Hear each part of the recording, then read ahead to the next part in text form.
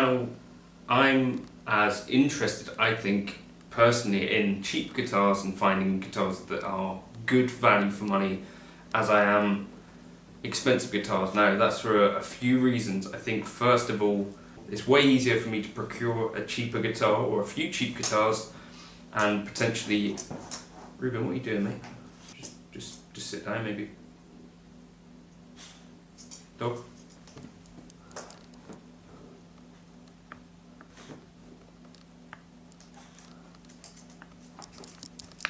No, that's not how that works. It's not a... Ruben, can I give you a hand?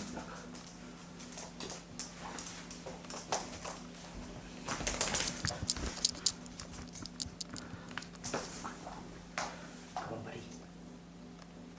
Good boy. Good boy. There we go. Tuck you away. As I was saying, I can fairly easily or comfortably go and pick up a Fender Mexico Player Strat and say, alright, I'm going to do a few videos with this, and maybe if I don't get on with it, I'll sell it on eBay. I'll make a loss of 100 quid maybe, or something like that. On the other hand, if I wanted to review a Fender American Elite Strat or Tele or something like that, a guitar which is closer to the £2,000 mark, I find that a little bit more difficult to justify, especially as someone who has to basically buy most of the gear that you see me using on this channel. Now, on the flip side of that though, the guitars that I actually play all the time,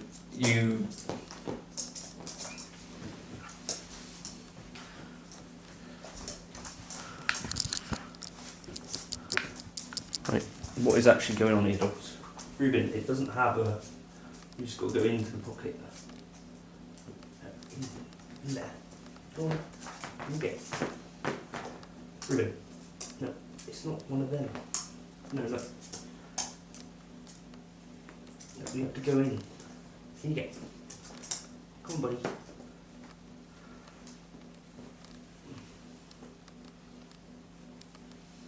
Okay. Just lie down in there.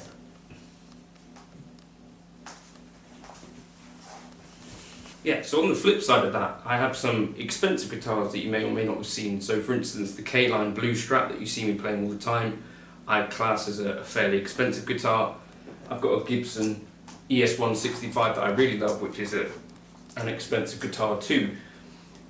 And the thing that I think that expensive guitars can do that cheap guitars for me don't really seem to do is that they can sort of end gas to some extent. So just as an example, before I got this Gibson ES165 for my dad, if you remember, I had a few hollow body guitars. I think I had an Epiphone ES165, I had an Ibanez PM35, I had an Ibanez sort of AM body guitar, sort of like an ES339 style. And I got rid of all of them because for me there's no better jazz guitar that I've played or guitar that suits me and I like the look of as much as this guitar. This is kind of the guitar that I would grab if I want to play jazz.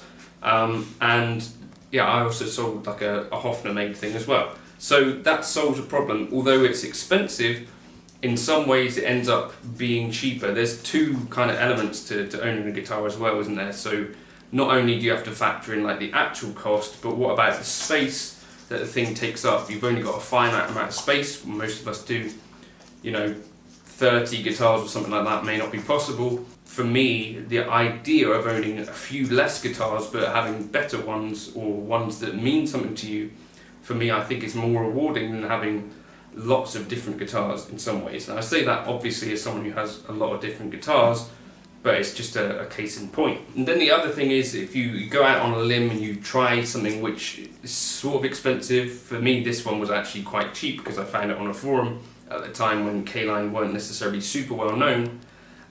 It can help you see off other periods of gas. So there, I also bought a Fender Custom Shop 63 Strat, and you know, when I compare it to the guitar which has quickly become my favourite Strat in the world that I've ever played, I find quite quickly, okay, that guitar doesn't speak to me as much as this one. You know, I've even played that 64 vintage Strat from Fender, actual like 1964, and again it's a thing where it's like, oh, okay, well, I prefer this guitar, this one's the one for me. I don't know if I'd generate that same connection if it was something like a Squire or anything like that. I don't know if that's just being fussy, but I just don't think that sort of connection necessarily arises unless it's something that has cost you a little bit. So for me, that's a good reason. I feel like if you need to justify it to your spouse, right, what are you doing? One good kind of thing is that if a guitar can replace a few other guitars or stop you looking on the forums at hollow body jazz guitars all the time, then I feel like it's done a bit of a good thing for you. So for instance, that ES165 was £1,500, and at the time I would have been looking at ES175s a lot, and you know some of those can go for sort of £3,000 to £5,000.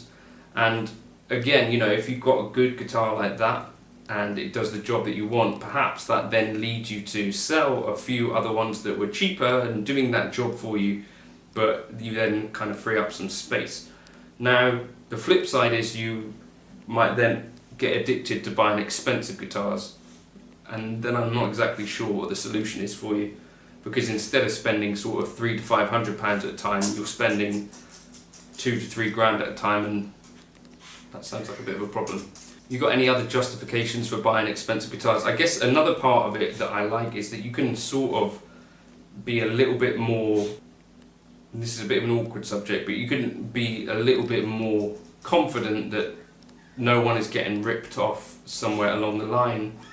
For instance, I know with K-Line it's made by one guy in Missouri, and I can speak to that person, and you know, if it's made in a Gibson factory, there are certain, you know, laws in America to do with how staff are treated and stuff, and I feel like, or like the Seth Backus guitars, I know his workshop is just, you know, an hour or so down the road, whereas I think with a cheaper guitar, for me in the back of my mind there is sometimes, okay, this is a great guitar, but I wonder, is someone suffering somewhere to make this? Which is a bit of an awkward thing to say, but I do I've started to think about that anyway. So let me know your stories. Have you got an expensive guitar that then freed up a load of space, or you know, ended up working out not so expensive because you sold a few other guitars? And I think obviously this is not a thing that I'd have been thinking about when I was a teenager living on a farm, and you know, every guitar was basically relatively expensive to me.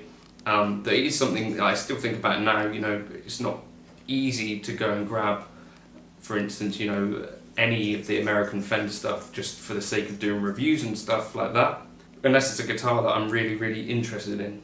So let me know your thoughts on that. Other reasons to buy expensive guitars, aside from the fact that I guess there is a chance that they are generally made better, and may even sound better, maybe more inspiring. Okay, we've got a whole situation going on down here now. We've got Nemo and Ruben in the same pouch. I think that's as good a time as any to stop talking. But yeah, have you got a good reason to buy an expensive guitar? Have you got any interesting stories about expensive guitars you bought? I'm at home with the dogs making videos. Thank you for stopping by. I'll catch you in another video soon. Cheers. Oh, also if you're interested,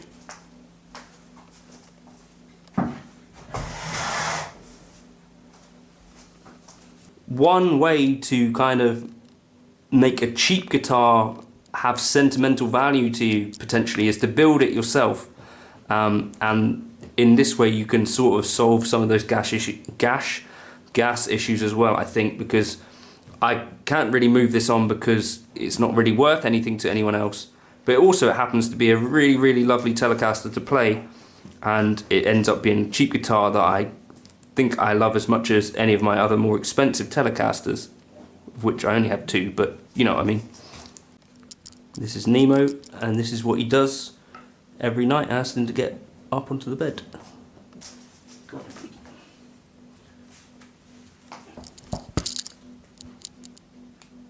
Thank you for stopping by. I'll catch you in another video soon.